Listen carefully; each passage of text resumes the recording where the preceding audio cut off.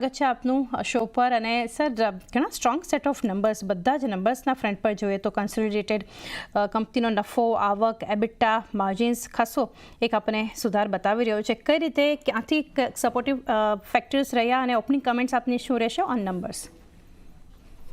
Thank you મને આજે બોલાવવા માટે. હેસ્ટર બાયોસાયન્સીસનું કન્સોલિડેટેડ રિઝલ્ટ્સ આ વખતે ઘણું પોઝિટિવ આવ્યું છે.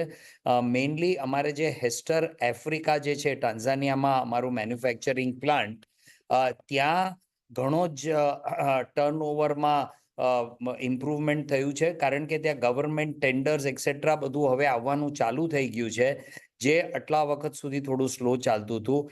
એટલે તમે એ કહી શકો એમ છો કે કન્સોલિડેટેડ બેલેન્સ શીટમાં હેસ્ટર આફ્રિકાના લીધે ઘણો બધો અમારે ફરક પડી ગયો છે, કારણ કે અમે ત્યાં આફ્રિકન સ્પેસિફિક એનિમલ ડિઝીઝીસ બનાવીએ છીએ જે ઇન્ડિયાથી એક્સપોર્ટ નથી થઈ શકતા, ત્યાં જ બનાવીને ત્યાં જ વેચવું પડે છે. જી ડેફિનેટલી સર, હેસ્ટર આફ્રિકા તરફથી તો ખાસું રેવન્યુ કન્ટ્રીબ્યુશન પણ બતાવી રહ્યું છે, પરંતુ રાજીવ સર હેસ્ટર નેપાળની વાત કરીએ તો સતત આપણે જોઈ રહ્યા છીએ કે વીક પરફોર્મન્સ રેવન્યુના ફ્રન્ટ પર જોઈએ તો એક આપણે 20% જેટલો ઘટતો બતાવી રહ્યો છે. કઈ રીતે આનું એક પરફોર્મન્સ તમે જોયું? હેસ્ટર આફ્રિકા આ પ્લાન્ટ જે છે અમે સ્પેસિફિક પીપીઆર વેક્સિન, પીપીઆર એક ડિઝીઝ છે જે શીપ એન્ડ ગોટમાં આવે છે, એના માટે અને ઇન્ટરનેશનલ ટેન્ડર માટે અમે આ પ્લાન્ટ સેટઅપ કરેલો છે. મેઇનલી એફએઓ યુનાઇટેડ નેશન્સ એફએઓના ટેન્ડરો માટે. હવે અત્યારના યુએન એફએઓની જ રિક્વાયરમેન્ટ એટલી ઘટી ગઈ છે બધું જીઓ પોલિટિકલ સિચ્યુએશનના લીધે કે એ લોકોના ટેન્ડર અત્યારના ઘણા ઓછા આવે છે. જે અમારું ફોરકાસ્ટ હતું એના 1/10 ઓછું પણ અત્યારના એ લોકો ખરીદી કરે છે. એટલે આનો ઇમ્પેક્ટ અમને હેસ્ટર નેપાળમાં પડી ગયો છે. એના લીધે અમારે હેસ્ટર નેપાળમાં ટોપ લાઇન અને બોટમ લાઇનમાં થોડોક ડાઉનવર્ડ ફરક પડી ગયો છે. પણ હવે આ અમે મિટિગેટ કરવા માટે હેસ્ટર નેપાળમાં અમે ત્યાંનું ડોમેસ્ટિક માર્કેટ ઉપર અમે ફોકસ કરીએ છીએ.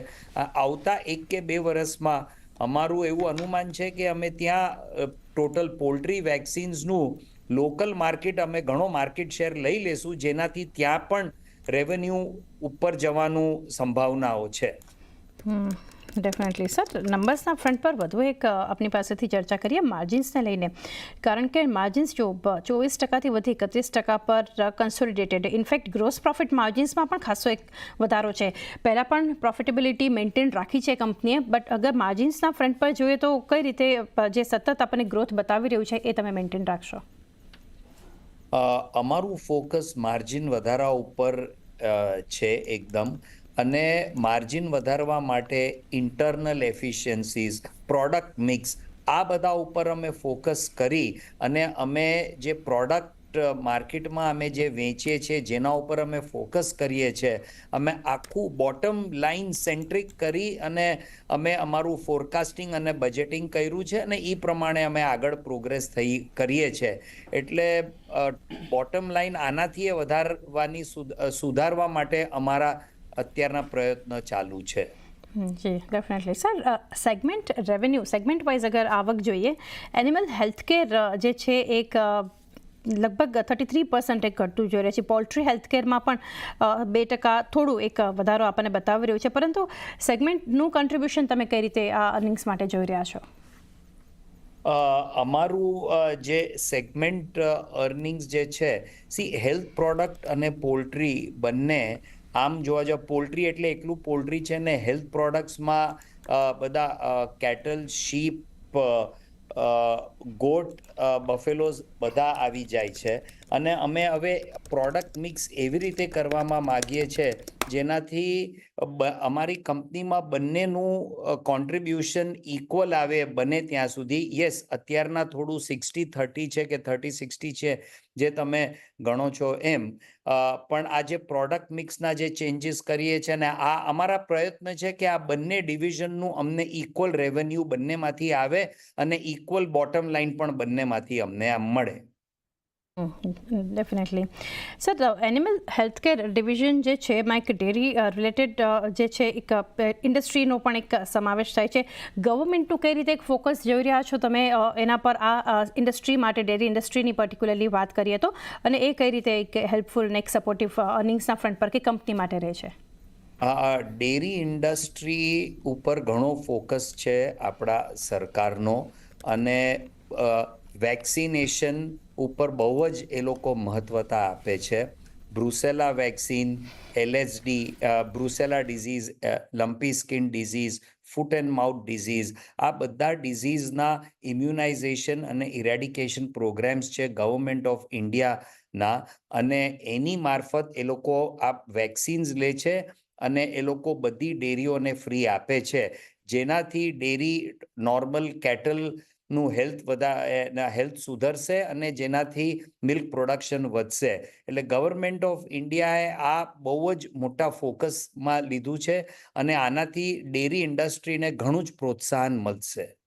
અને સર પેટકેર સેગમેન્ટ જે કમ્પેરેટિવલી તમારા અન્ય સેગમેન્ટ્સ કરતાં નાનું છે, એક નવું ડિવિઝન છે, એનું કઈ રીતે અહીંયાથી એક કન્ટ્રીબ્યુશન જોઈ રહ્યા છો? પેટ ડિવિઝન અમારું સૌથી નવું ડિવિઝન છે.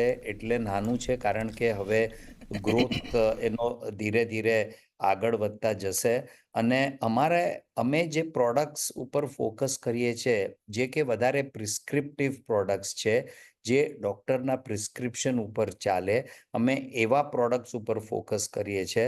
કારણ કે અત્યારના ઓવરઓલ તમે પેટ પ્રોડક્ટ્સ જોશો તો તમે ઓફ ધ શેલ્ફ વધારે પેટ પ્રોડક્ટ્સ મળશે, પ્રિસ્ક્રિપ્ટિવ પ્રોડક્ટ્સ ઓછા મળે છે. એટલે આના માટે અમારે એક ડિમાન્ડ ક્રિએશન કરવું પડે, અમારે પ્રૂવ કરવું પડે કે અમારા product curative, preventive, growth promotion માટે ચાલે છે. એટલે અમારો પ્રોગ્રેસ છે સ્લો અત્યારના, પણ આગળ જતાં જેમ ડૉક્ટરોના, પેટ ઓનર્સના માઇન્ડમાં અમારા પ્રોડક્ટ વિશે બ્રાન્ડિંગ અને એ લોકોના મગજમાં જે બેસી જશે, આગળ જતા દિવસોમાં આ જે અમારી સ્ટ્રેટેજી છે, અમને એવું લાગે છે કે આના લીધે અમને ઘણું ફાસ્ટ સફળતા મળશે અને ઘણું ફાસ્ટ ગ્રોથ મળશે આવતા વર્ષોમાં. Rajiv sir, I was going through your press release, જેમાં મેન્શન કર્યું છે, તમારી પાસેથી થોડું સમજવા માગીશું અહીંયાથી એવિયન ઇન્ફ્લુએન્ઝા વેક્સિન જે છે એ, અને સાથે એક ફીડ સપ્લિમેન્ટ અને ડિસઇન્ફેક્ટન્ટ પોર્ટફોલિયો એક્સપેન્ડ કરવા માટે ને એક લોન્ચિંગ માટેની જે કંપનીની અહીંયાથી યોજના છે, એના ઉપર કોઈ ડિટેલ્સ શેર કરી શકો? એવિયન ઇન્ફ્લુએન્ઝા ભારત સરકારે ગયા વર્ષે પરમિશન આપી મેન્યુફેક્ચર કરવા માટે, અને અમારી એપ્લિકેશન અત્યારના ઇન પ્રોસેસમાં છે. અમારા તરફથી બધા જ સબમિશનોને બધું થઈ ગયું છે. અમે રાહ જોઈએ છે સરકારમાંથી અમને એની પરમિશન આપે from the drug controller general of India, અને તરત જ કદાચ આ ક્વાર્ટરમાં કે ત્રીજા ક્વાર્ટરના શરૂઆતમાં અમે એવિયન ઇન્ફ્લુએન્ઝા વેક્સિન અમે લોન્ચ કરી નાખશું. અને બીજું જે છે ફીડ સપ્લિમેન્ટ્સ અને ડિસઇન્ફેક્ટન્ટ્સ ઉપર પણ હવે અમારું ઘણું ફોકસ છે. કારણ કે તમે ઓવરઓલ જુઓ, પોલ્ટ્રી હોય કે કોઈ પણ એનિમલ હેલ્થકેર હોય, આખી ઇન્ડસ્ટ્રી ક્યુરેટિવમાંથી પ્રિવેન્ટિવ ઉપર જાય છે. Vaccines have become very important. વેક્સિન્સની મહત્વતા વધી ગઈ છે કારણ કે વેક્સિન્સ ડિઝીઝ પ્રિવેન્ટ કરે છે. એવી રીતે ડિસઇન્ફેક્ટન્ટ્સ બધું ક્લીન રાખવા, સ્વચ્છ રાખવાથી ડિઝીઝના ચાન્સીસ ઓછા થાય. ડેરી ફાર્મ હોય, પોલ્ટ્રી ફાર્મ હોય, એટલે એના લીધે પણ ઘણું સારું પડશે. એટલે અમે એના ઉપર ફોકસ કરીએ છીએ. અને જે ફીડ સપ્લિમેન્ટ્સ છે અને બીજા પ્રોડક્ટ્સ છે, એમાં પણ હવે વર્લ્ડ વાઇડ તમે જોશો તો યુઝ ઓફ એન્ટીબાયોટિક્સ હવે ટોટલ ડિક્રીઝ ઉપર છે. બધી જગ્યાએ યુઝ ઓફ એન્ટીબાયોટિક્સ હવે ઓછું છે, કારણ કે રેઝિસ્ટન્ટ વધે છે, અને બહુ જ એન્ટીબાયોટિક આપીને પછી બહુ જ રેઝિસ્ટન્ટ વધશે તો ડિઝીઝ ક્યોર કરવામાં વધારે તકલીફ પડશે.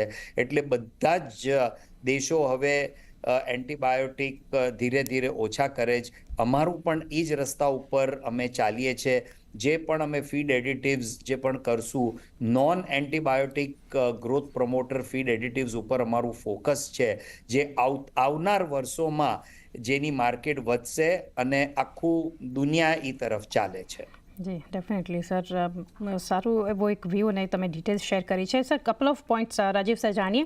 કેપેક્સ પ્લાન આવનારા સમય માટે ઓવરઓલ ડોમેસ્ટિક કે ઇન્ટરનેશનલ ફ્રન્ટ પર કોઈ તમે અહીંયાથી કંપનીનો અહીંથી બનતો દેખાડી રહ્યો છે?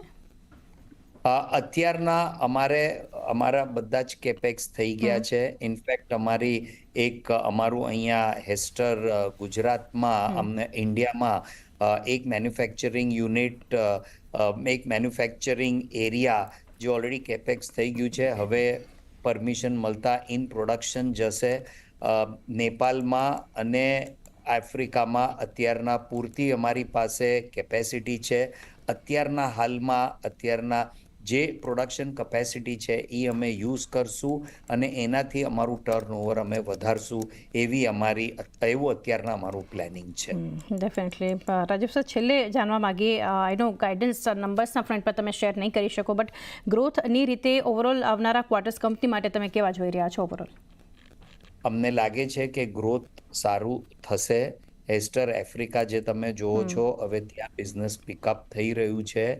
ઇન્ડિયામાં પણ થોડુંક અપ ડાઉન ને બધું ચાલે છે, પણ ઓવરઓલ ઇટ ઇઝ પોઝિટિવ. અને જે મેં તમને પહેલાં જ કહ્યું કે અમારું ફોકસ બોટમ લાઇન ઉપર છે, અમે એના ઉપર ઘણું જ ફોકસ કરશું અને we will work towards improving the profitability of the company on a standalone as well as on a consolidated basis. જી definitely Rajiv sir, it's always a pleasure તમારી સાથે જ્યારે ચર્ચા કરીએ છીએ. થેન્ક યુ સર અમારી સાથે જોડાયા, and best wishes four coming quarters. Thank you.